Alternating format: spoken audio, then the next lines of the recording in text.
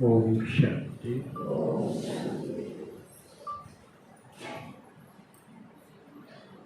शिव परमात्मा के लाडले मीठे कल्प कल्प पहचानने वाले, मिलने वाले और बालक सो मालिक बनने वाले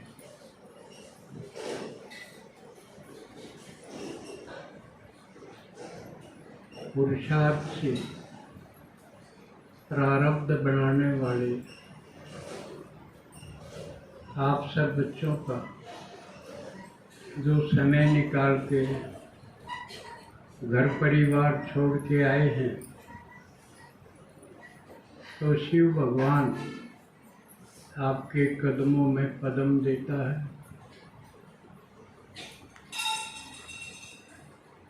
और आप अनुभव करते होंगे कि हम बच्चे बनकर बहुत सी बातों से बच गए।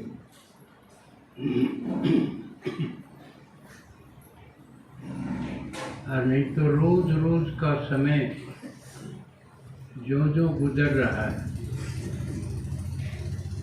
आप अंतर देखेंगे। जो बाबा के बन गए उनकी क्या हालत है और नहीं बने उनकी क्या।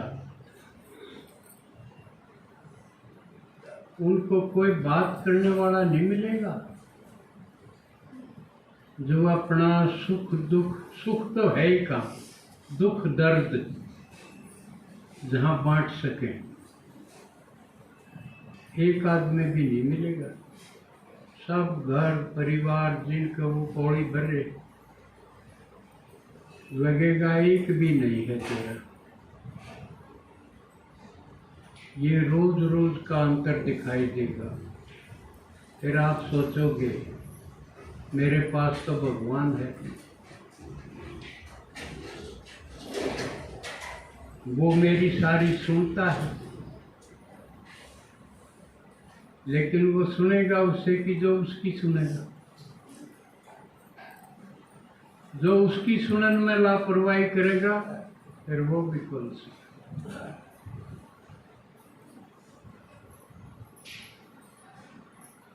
क्योंकि वो सिर्फ मन मना भाव चाहता है, धन मना भाव नहीं। बस मन मेरे में लगा। नहीं तो अगर बाप में मन नहीं लगाया तो इस मन के टुकड़े हजार होंगे।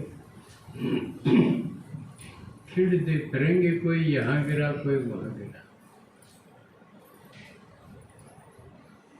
तो आज संगम में युग के एक विशेष दिन पे हम किन किन बातों पे चर्चा करेंगे, क्योंकि समय थोड़ा ही होता है, लेकिन फिर भी बाबा कहे सबका परिचय तो दो।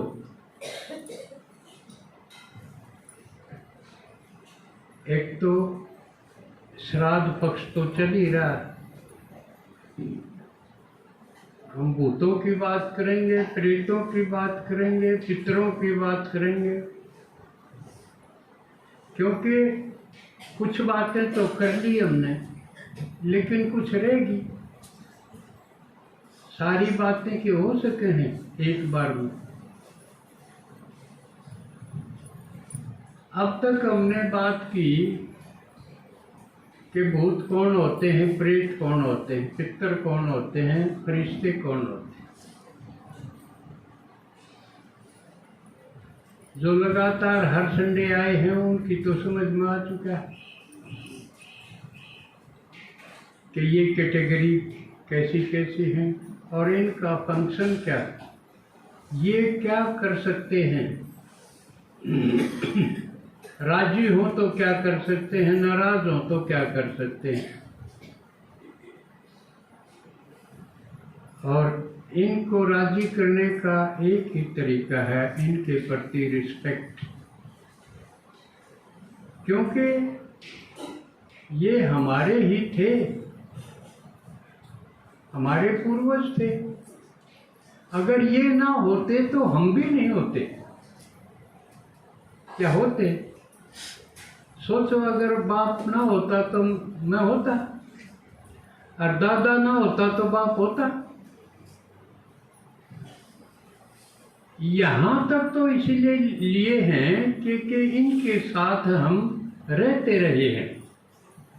माँ बाप के साथ तो रहते ही हैं, दादा दादी के साथ भी रहते हैं, तकरीबन रहते हैं। किसी किसी ने हो सकता है ना भी देखा हो, जो कर मैंने अपना दादा नहीं देखा, मेरे पैदा होने से पहले गुजर गया था। दादी देखी, और परदादा परदादी तो किसी किसी को देखने को मिलती। तो हम श्राद्ध उन्हीं का निकालते हैं जिनके अंग संग हम रहे, अल्पकाल रहे या दीर्घ काल रहे, वो अलग बात है। क्योंकि साथ रहने से हम उनके गुण दोष, उनका उपकार समझ के सत्कार कर सकते हैं।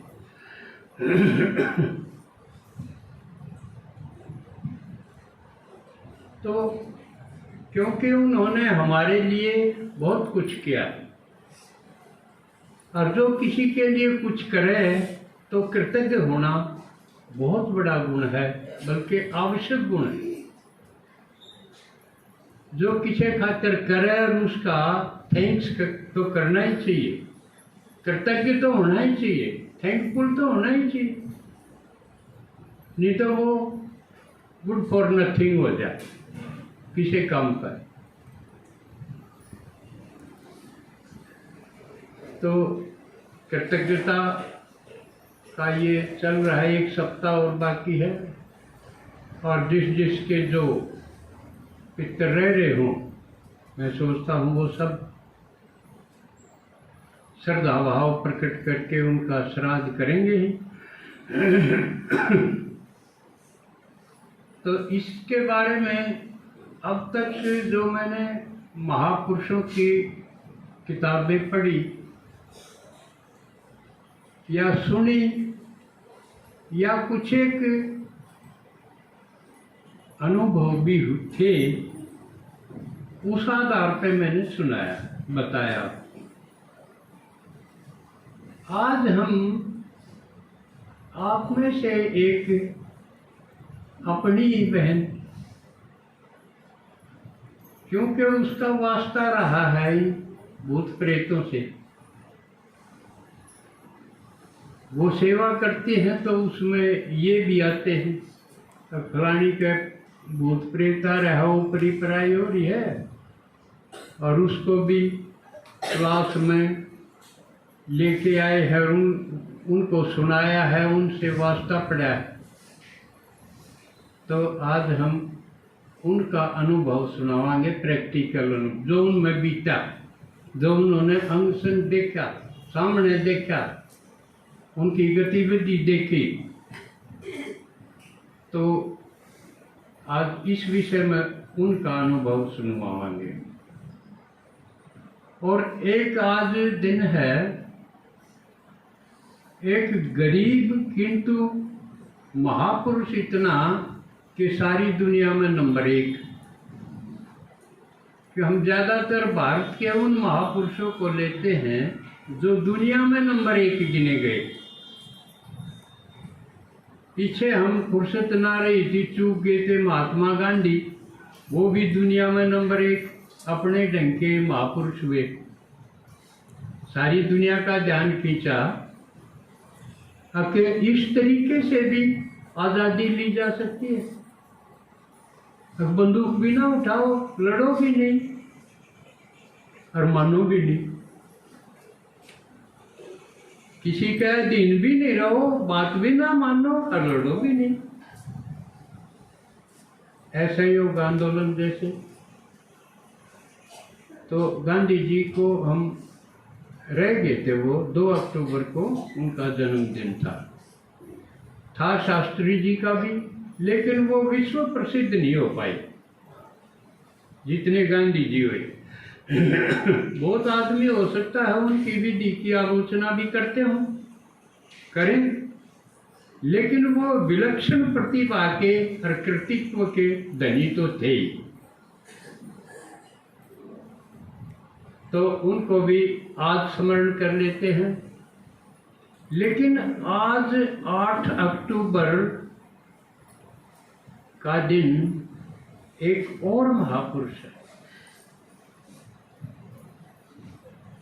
आपने माताओं ने नाम नहीं सुना होगा, भाई हैं जो शिक्षित हैं, पढ़े लिखे, उन्होंने सुना होगा। मुंशी प्रेमचंद, किसने सुना है ये नाम? ठीक है, कुछ है। बहुत गरीबी में रहे। 1880 में उनका जन्म हुआ, 31 जुलाई को। 15 साल की उम्र में उनकी शादी हो गई थी। उस समय रिवाज यही था, लेकिन उसमें बात बनी नहीं। वो गृहस्थी जमीनी अरवा छोड़ के चली गई। फिर परिवार ने दबाव दिया दूसरी शादी के लिए, तो उन्होंने कह दिया मैं शादी कर तो दूंगा, पर उससे करूंगा जो लड़की बाल विधवा होगी।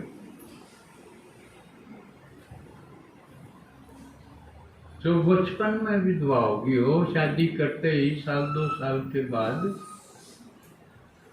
क्यों? उस समय विधवा की बहुत दुर्गति हो गई थी।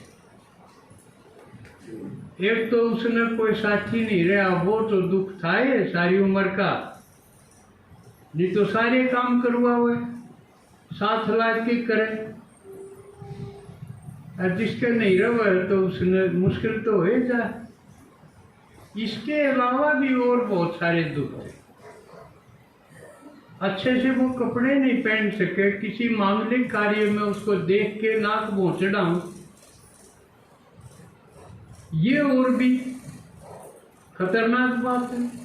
एक तो पहले दुखी, और उसके ऊपर ये तो ऐसा हो गया घाव के ऊपर नमक छिड़कना। तो उसने सोचा चलो एक का तो कल्याण हो, एक तो सुखी हो जो, तो मैं उसके साथ। तो ऐसा ही किया भी उन्होंने, शादी की। लेकिन दूसरी पत्नी उसकी अच्छी सहयोगी रही। और जैसे ये एक लेखक थे, वो भी लेखिका थी। प्रेमचंद के बारे में 2 किताबें उसने ही लिखी, उसकी दूसरी पत्नी। तो प्रेमचंद महान क्यों थे? थे तो गरीबी में, क्योंकि इतनी गरीबी थी। एक बार तो वो अपना कोई जरूरी खर्च खातिर जो किताब उसको बहुत पसंद थी, 2 साल पहले खरीदी थी, वो बेचन गए। 2 रुपया की खरीदी थी, 1 रुपया में लेने पर राजी हो गया दुकानदार। उस वक्त ये बात, 1 रुपया अपना लेकिन उठा उतरा था। उड़े एक आदमी बैठा था, उसने पूछ लिया भाई आप क्या करते हो, कहाँ पढ़ते हो या क्या करते हो? मैं तो बेरोजगार हूँ। तू मेरे स्कूल में पढ़ा लेगा तो चल तेरी नौकरी।